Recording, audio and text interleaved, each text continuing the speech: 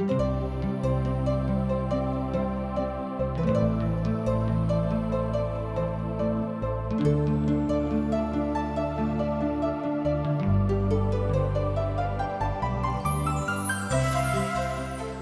कहै छथि कि पापक मजूरी तऽ मृत्यु अछि, मुदा परमेश्वर के वचन हमरा प्रभु यीशु मसीह में अनंत जीवन अछि। हम सब एहन काज करै छी जे परमेश्वर के अप्रसन्न करै छी, जे हमरा के सजा दिलाबऽ के पात्र बनाबै छै। मुदा बाइबल अनंत जीवन के दिस एकटा स्पष्ट मार्ग के प्रस्तुत करै छथिन। TWR के प्रस्तुति आशक इजोत यह अनंत जीवन के खोजो में चलो वाला एकटा कार्यक्रम अछि। कृपया क देखू, सुनू, जाहिसँ परमेश्वर अहाँ के जीवन के मार्गदर्शक बनल रहे। आशा के इजोत मैथिली कार्यक्रम में हम एक बेर और अहाँक अभिनंदन प्रभु यीशु मसीह के मीठ आ पवित्र नाम से कह रहल छी। हमरा सब पुनः एक बेर आर परमेश्वर के पवित्र वचनक अध्ययन करबाक लेल उपस्थित भेलहुँ हैं। हमर पूर्ण आशा अछि जे अहाँ सबने के सुखे हैब आ परमेश्वरक वचनक लेल सुनबाक लेल तैयारी करबाक लेल तैयार हैब। आजुक दिन हमरा सब यशायाक पोथी तकर 30 अध्याय आर 31 अध्याय के अध्ययन करबाक लेल उपस्थित भेलहुँ हैं। एहि दुनू अध्याय में स्थानीय समस्या के विषय में बताओल गेल अछि। एना तऽ एहिठाम हमरा देखैत छी जे भविष्यक बड़ पैघ भविष्यवाणी सेहो एहि दुनू अध्याय में लुकावल अछि, अर्थात लुका के बताओल गेल अछि। स्थानीय भविष्यवाणी तऽ लगभग पूर्ण भऽ जाइत अछि। यहूदा गणराज्य भविष्यवक्ता के भविष्यवाणी सँ स्वयं को लुका के राखैत अछि और ई सब सीख मनुष्य जाति के समझौता हेतु ने, मुदा परमेश्वरक दया अपना जिंदगी में इजोत करबाक लेल आनल गेल अछि, जाहिसँ ओ अपन लोकक असरिया सँ छोड़ा के लऽ आनैथ। इसराइली के उत्तरीय गणराज्य भविष्यक भविष्यवाणी के विषय में एहिठाम बताबैत अछि जे पूर्णतः अनसुनी नहि कहल जा सकैत छै और ओ असरिया गुलामी में चलि जाइत अछि। एहि तरह हमरा लोकनि देखैत छी कि दुनू अध्याय में बड़ पैघ काज भऽ रहल अछि।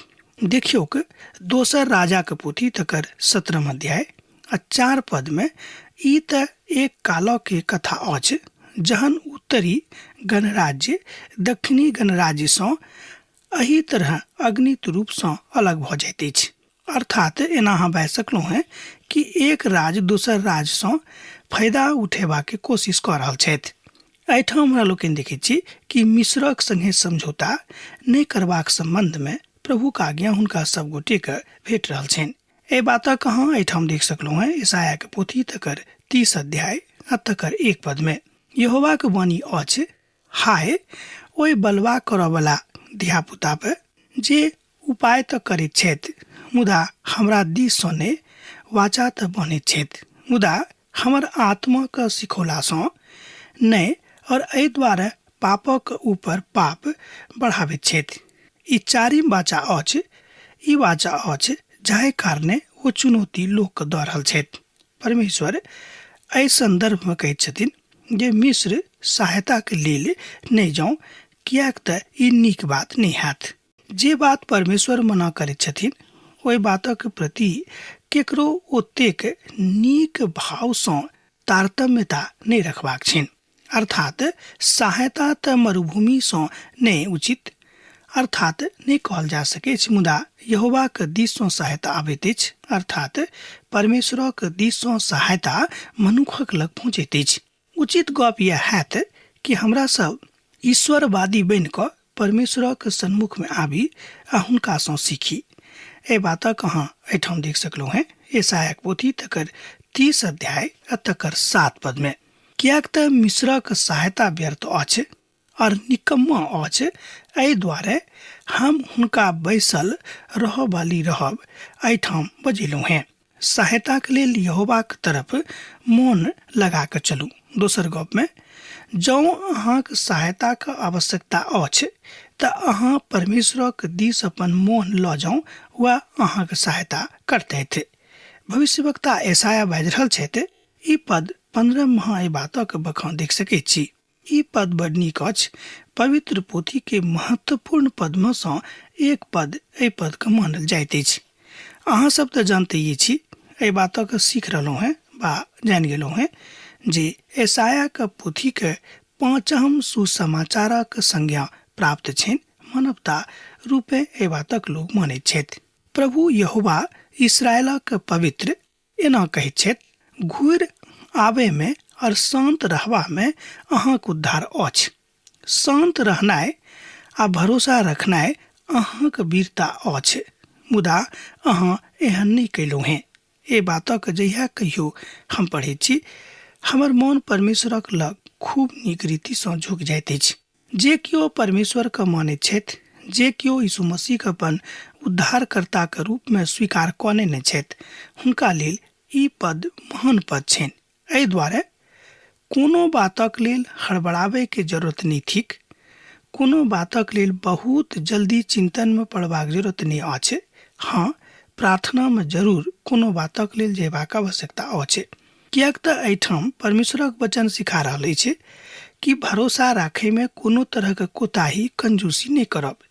यह प्रक्रिया एहिठाम प्रभु के दास सिखा रहल छथि, अर्थात यशाया एहिठाम दोनों गणराज्य के इसराइली के सिखा रहल छथिन कि उनका ऊपर अर्थात परमेश्वरक ऊपर भरोसा राखे में कनिको एम्हर उम्हर नहीं जाब।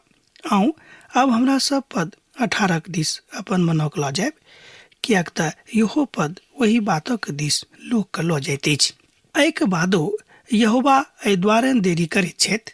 ध्यान दियौक, एहिके बादो यहोवा एहि द्वारे देरी करैत छथि जे अहाँक ऊपर अनुग्रह करैथ, आर एहि द्वारे अहाँ ऊँच उठावल जायब जे अहाँक ऊपर दया कयल जायत, कियाक तऽ यहोवा न्यायी परमेश्वर छथि।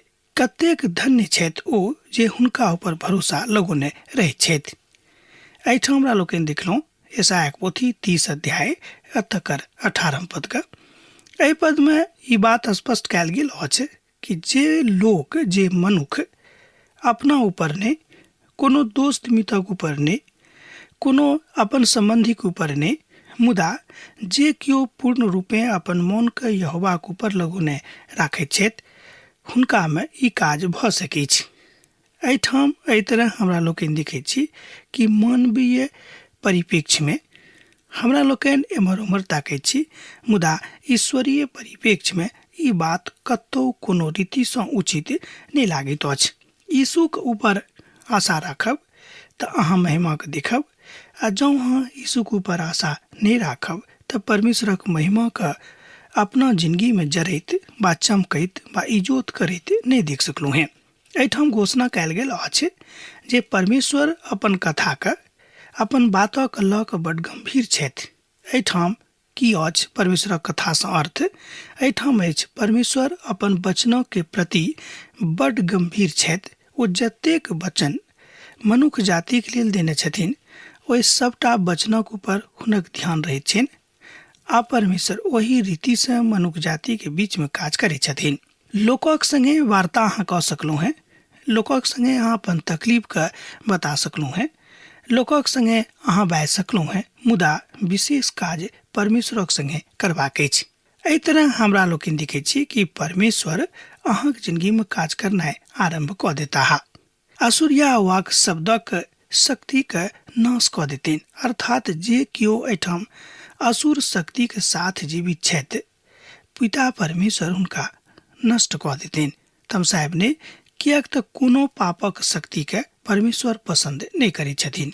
ओ हुनका सबके हमरा सबके अपन सोठा सँ नीक कऽ रहल छथि, अपन डांट सँ हमरा सब गोटे के समझा रहल छथि।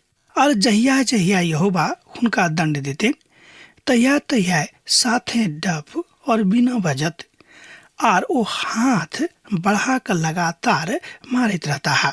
बहुत काल सँ तऽ ओ यह कऽ रहल छथि। ओ राजा के लेल ठहरावल गेल छथि। ओ लंबा आ नीक रीति सँ अहाँके जिंदगी के रक्षा करबाक लेल तैयार छथि। आर एहि रीति सँ हमरा लोकनि देखैत छी कि परमेश्वर अहाँके महिमा ने, मुदा अपन महिमा अहाँके जिंदगी सँ चाहैत छथि। ओतऽ कोनो किछु बात भऽ जायक, मुदा अहाँके किछु हानि नहीं हैत। अर्थात तकलीफ पड़ला के काल में जहन अहाँ अपन उद्धारकर्ता के दिस मोन लऽ जेबिक, वो अहाँके सन्मुख में आब के ठाढ़ भऽ जेता है। और जहने वो अहाँके सन्मुख में आब के ठाढ़ भऽ जेथिन, अहाँके तकलीफ दूर भऽ जायत। एहि बातक अहाँ एहिठाम सत्यापन कऽ सकलहुँ हैं एही अध्याय के अर्थात 30 अध्याय के 31 पद से लऽ कऽ 33 पद में। असरिया के लोग एहिठाम अंतिम दुश्मन छथि। किनक दुश्मन? तो सब परमेश्वरी के दुश्मन भऽ गेल छथि। महाकलेशक काल में ई स्थान घाटी के बीचों बीच में अछि, जतऽ बड़ प्रकार के आकार के लुका के लोग पूजा पाठ कर रहल छथि। एहि तरह हमरा लोग देखै छी कि ओहि काल में आबि कऽ मनुख ओहि रीति से सामंजस्यता के साथ आगू जा रहल छथि। कतौ से ओ आबि कऽ हुनक बलिदान चढ़ाबैत छथि। अन्य बातक एहिठाम बड़ गंभीरता के साथ ओहि आस्था में देख रहल छथिन आ ओ अपन अनुभव का बता रहल छथि, वो अनुभव का सिखा रहल छथि। एहिठाम हमरा लोग देखै छी कि यशायाह इस्राएली के बता रहल छथि कि अहाँके जे स्थान थिक ओही ठाम अहाँ रहि कऽ अपन पिताक महिमा करैत रहू। ओ स्थान आगि के बीच में एकटा बड़ गंभीर स्वरूप में राखल गेल अछि, थमावल गेल अछि। आ जाहे राजा के विषय में एहिठाम बतावल गेल अछि, वो झूठक भविष्यवक्ता अर्थात झूठा भविष्यवक्ता छलाह, हुनके संबंध में एहिठाम बाजल गेल अछि। प्रकाशित वाक्यक पोथी जे पवित्र पोथी बाइबल के सबसे आखिरी पोथी थिक, अर्थात प्रकाशन के पोथी तकर 20 अध्याय आ तकर 10 पद ए बातक कहै छथि। आर हुनका भरम में वो शैतान आग और गंधकक ओहि झील में जाय में ओ पशु और झूठा भविष्यवक्ता सेहो हेता डाल देवल जेतैत। और वो रात दिन जुगान जुग वही में तड़पैत रहता है। ए बातक अहाँ देख सकलहुँ हैं प्रकाशनक पोथी तकर 20 अध्याय आ तकर 10 पद में। एहिठाम एहि रीति से परमेश्वरक ओहि महिमा के विषय में हमरा लोकनि देखै छी। आ अध्याय 31 में हमरा लोकनि परमेश्वरक पुनः अपन लोकक बजाबे देखै छी कि वो अपन लोकक बजा रहल छथि।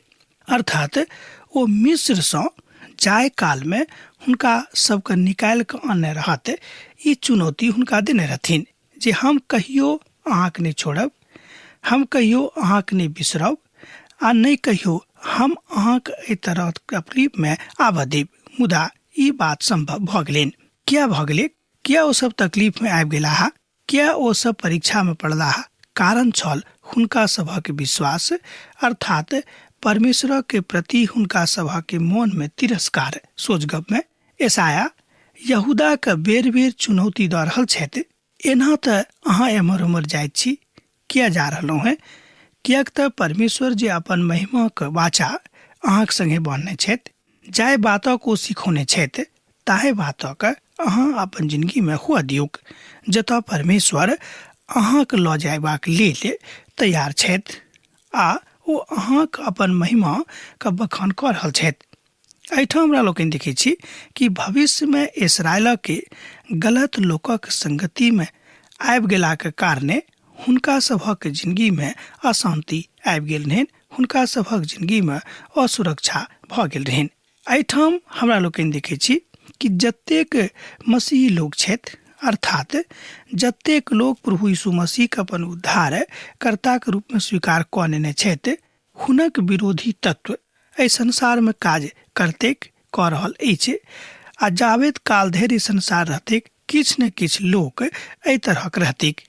मुदा एकर अर्थ ई कहियो नहीं लगावल जा सकै छै कि वो अपना लोक के बिसरा देथिन, वो अपना लोकक के छोड़ि देथिन, वो अपना लोकक संगे काज नहीं करथिन।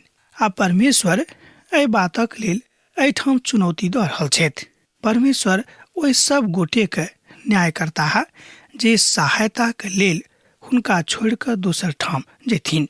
हाय उनका ऊपर जे सहायता प्राप्त करबाक लेल मिस्र देशक दिस जा रहल छथि आ घोड़ा के आशा राखैत छथि आ जे रथक ऊपर भरोसा राखैत छथि, किएक तो बहुत छथि आर ओ सवाराक ऊपर किएक त ओ एहि बातक बलवंत इच्छाक साथ मनुखक जिंदगी में आबै छथि, मुदा इसराइलक पवित्रक दिस नगर नहि कऽ सकैत अछि और नहि तऽ यहोवाक खोज ओ कऽ सकैत छथि। एहि तरहक लोक एहि संसार में आजुक दिन अछि, किएक तऽ हुनका ई साहस नहि भऽ रहल छनि कि हम परमेश्वरक सन्मुख में आबी, किएक तऽ हुनक मन प्रभु से बहुत बहुत दूर चलि गेल छनि। यशायाक पोथी तकर 31 अध्याय 1 पद में अहाँ बातक देख सकलहुँ हैं। यह अछि पाँचम वाचा जे हुनका सभक लेल अछि जे सहायताक लेल मिस्रक दिस जाइत छथि। ई अहाँक लेल और हमरा लेल सेहो समाद अछि कि हमरा सब कहियो जे ओ ईश्वरवादी छथि हुनका लग सहायतार्थ हेतु नहीं जेबाक चाही। बात बड़ कठिन अछि, बजनाइ बहुत आसान, किएक तऽ लोग जहन तकलीफ में पड़े छथि लोग एम्हर उम्हर गेनाइ आरम्भ कऽ दैत छथिन। तहन अहाँके ई बात बुझबाक अछि कि ईश्वरवादी के छथि, परमेश्वर के मानव वाला वस्तुतः के लोग सब छथि। जहन अहाँ एहि बातक बुझि जेबै तहन एहि बात से अहाँ कहियो तकलीफ नहीं हैत। अहाँक लेल बा हमरा लेल ई वाचा अछि। आ जहने हमरा सब परमेश्वरक दिस से घुरि आबैत छी आ अपन मुख के सहायता दुनिया के दिस लऽ जाइत छी, तहने हमरा लोकनि तकलीफ में पड़ैत छी। आर एहि बात से परमेश्वर के बड़ दुख होइत छै कि हमर लोक सहायता के लेल दोसर ठाम जा रहल छथि, हमरा लग नहीं आबि रहल छथिन। बड़ कठिन बात अछि। लोक कहता कि यौ जौन लोकक लग नहीं जायब तऽ सहायता कोना भेटत। परमेश्वर सहायता के कोनो पोटरी में बांधि कऽ ऊपर से अहाँके सन्मुख में बा हमरा सन्मुख में नहीं खसाबै छथिन। मुदा प्राथमिकता यह थिक कि यहोवा के दिस परमेश्वरक दिस जे ओ वचन मनुख जातिक संगे बांधने छथि, पहिने हुनका लग जाकऽ प्रार्थना करियौ, तहन ओ अहाँक लेल सहायता के बाटो को खोलि देथिन आ तहन अहाँके जिंदगी में परमेश्वरक सहायता के इजोत जरत, चमकत आ परमेश्वरक ओहि महिमा हैत। यह बात बुझबाक अछि। बहुत समस्या एहिमे नहीं थिक, किएक तऽ बहुत बेर हमरा सब बहुत छोट छोट बातक बड़ पैघ बना दैत छी आ तहन ओ एकटा समस्या भऽ जाइत अछि आ तकरा बाद में ओकर समाधानक खोजबाक लेल हमरा लोकनि अपन अपन जिंदगी के गमाबैत रहैत छी आ गमा दैत छी। एना अहाँ बा सकलहुँ हैं। भजनकार कहै छथिन, अर्थात भजनक पोथी तकर 20 अध्याय 7 पद में जँ एहि बातक देखबै तऽ अहाँ पाएब जे हम अपन परमेश्वरक ऊपर भरोसा रखब आ हुनके कहब।